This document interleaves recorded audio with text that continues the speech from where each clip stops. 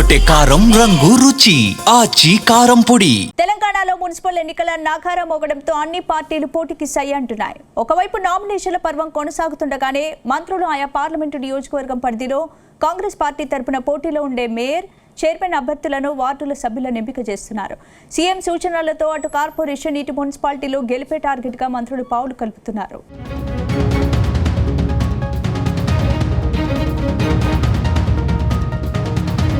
తెలంగాణలో మున్సిపల్ ఎన్నికల schedule release అయింది. వచ్చే నెల 11న ఎన్నికల పోలింగ్, 13న కౌంటింగ్ జరగబోతుంది. ఇప్పటికే మున్సిపల్ ఎన్నికల నామినేషన్లు ముగిశాయి. ప్రస్తుతం అభ్యర్థుల నామినేషన్ల పరిశీలన జరుగుతుంది. ఈసారి మెజారిటీ సీట్లను గెలిచేలా కాంగ్రెస్ పార్టీ అభ్యర్థులకు సంబంధించిన ఆయా మున్సిపల్ కార్పొరేషన్లు, మున్సిపాలిటీల గెలుపు బాధ్యతను మంత్రులకు అప్పగించారు సీఎం రేవంత్ రెడ్డి. ఒక్కొక్క పార్లమెంట్ నియోజకవర్గ పరిధిలోని కార్పొరేషన్లు, మున్సిపాలిటీలను మంత్రులకు ఇదివరకే అప్పగించడంతో ఆయా పార్లమెంటు నియోజకవర్గం పరిధిలో సుడిగాలి పర్యటన చేస్తూ ఓవైపు అభ్యర్థుల ఎంపిక, మరోవైపు కాంగ్రెస్ ప్రభుత్వం చేపడుతున్న పథకాలను ప్రచారం చేస్తున్నారు.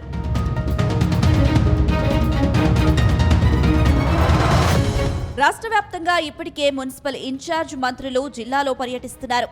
ఎన్నికల్లో గెలిచేందుకు కాంగ్రెస్ నేతలకు దిశానిర్దేశం చేస్తున్నారు.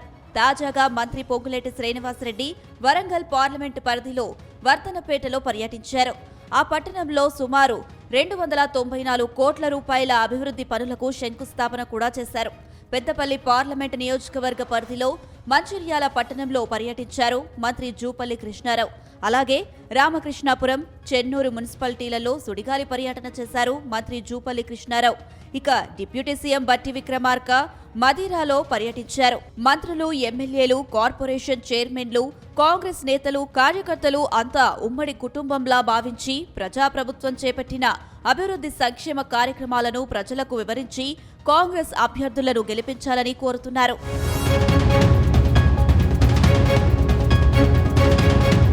ప్రస్తుతం తెలంగాణలో కాంగ్రెస్ ప్రజాప్రభుత్వం ఆధ్వర్యంలో పేదవారికి ప్రతి ఇంటికి 200 యూనిట్ల ఉచిత కరెంట్ అందిస్తున్నామని మంత్రులు చెబుతున్నారు. దేశంలో ఏ రాష్ట్రం చేయని విధంగా సన్నబియ్యాన్ని పేదవారికి అందిస్తున్నాం. అర్హులకు రేషన్ కార్డులు అందజేస్తున్నామన్నారు మినిస్టర్స్. 200 కోట్ల రూపాయలతో అంతర్జాతీయ స్థాయిలో నేడు ఇంటిగ్రేటెడ్ స్కూళ్లను నిర్మించనున్నామన్నారు. ఇక ప్రజాప్రభుత్వం మొదటిసారి 4,20,000 ఇళ్లను 22,500 కోట్లతో నిర్మిస్తున్నామని చెబుతున్నారు. ప్రతి ఇంటికి 5 లక్షల రూపాయలు ఉచితంగా ఇస్తూ మొదటి విడతలో ప్రతి నియోజకవర్గానికి 3,500 ఇళ్ల నిర్మాణం చేపడుతున్నామని ప్రచారం నిర్వహిస్తున్నారు మంత్రులు. అదేవిధంగా 500 రూపాయలకే ఉచిత గ్యాస్ కూడా అందిస్తున్నామని చెబుతున్నారు మినిస్టర్స్. అలాగే బీఆర్ఎస్, బీజేపీ పార్టీల నుంచి పెద్ద ఎత్తున చేరికలను మంత్రులు ప్రోత్సహిస్తున్నారు. ఓవైపు సంక్షేమ పథకాలను వివరిస్తూనే మరోవైపు ఇతర పార్టీలను దెబ్బకొట్టే పనిలో మంత్రులు బిజీగా ఉన్నారని తెలుస్తోంది.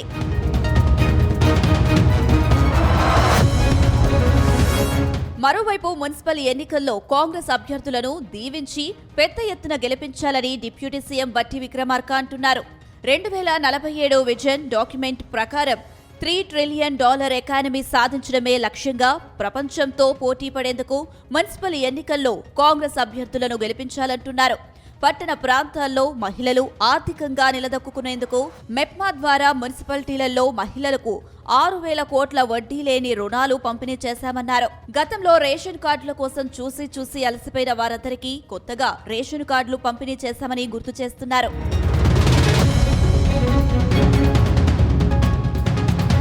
మొత్తానికి తెలంగాణ మున్సిపల్ ఎన్నికలలో మెజారిటీ స్థానాలు గెలిపే లక్ష్యంగా ముఖ్యమంత్రి రేవంత్ రెడ్డి వ్యూహాలను రచిస్తున్నారు. ఇందులో భాగంగా ఎన్నికలు ముగిసే వరకు మంత్రులు, కార్పొరేషన్ చైర్మన్లు, ఎమ్మెల్సీలు, ఎమ్మెల్యేలు, ఇతర ప్రజాప్రతినిధులు పనిచేయాలని సీఎం ఆదేశించారు. ఈసారి ఎన్నికల్లో కొత్త వ్యూహాలతో అధికార పార్టీ నేతలు ముందుకు వెళ్తున్నట్టు తెలుస్తుంది.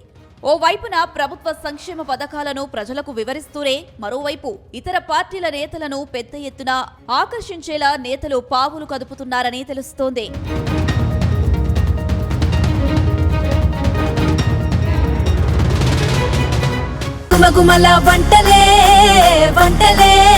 తెరకొట్టే కారం రంగు రుచి ఆచి కారం పొడి.